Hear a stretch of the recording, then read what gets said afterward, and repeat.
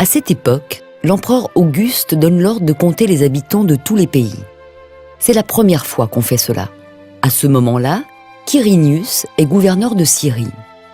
Tout le monde va se faire inscrire, chacun dans la ville de ses ancêtres.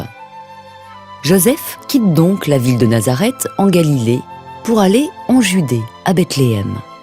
C'est la ville du roi David. En effet, David est l'ancêtre de Joseph. Joseph va se faire inscrire avec Marie, sa femme, qui attend un enfant.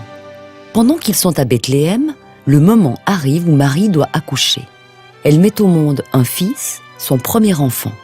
Elle l'enveloppe dans une couverture et elle le couche dans une mangeoire. En effet, il n'y a pas de place pour eux dans la salle où logent les gens de passage. Dans la même région, il y a des bergers.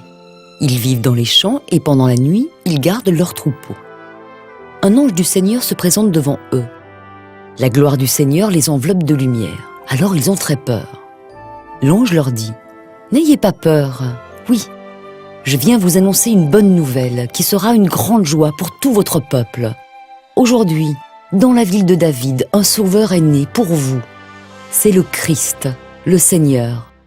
Voici comment vous allez le reconnaître. Vous trouverez un petit enfant enveloppé dans une couverture et couché dans une mangeoire.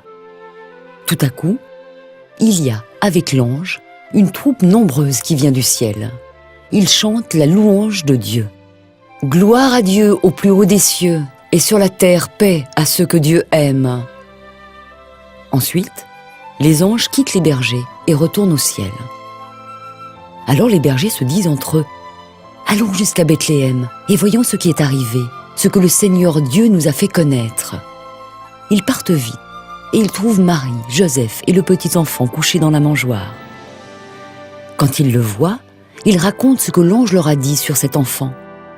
Tous ceux qui entendent les bergers sont étonnés de leurs paroles. Marie retient tout ce qui s'est passé. Elle réfléchit à cela dans son cœur. Ensuite, les bergers repartent.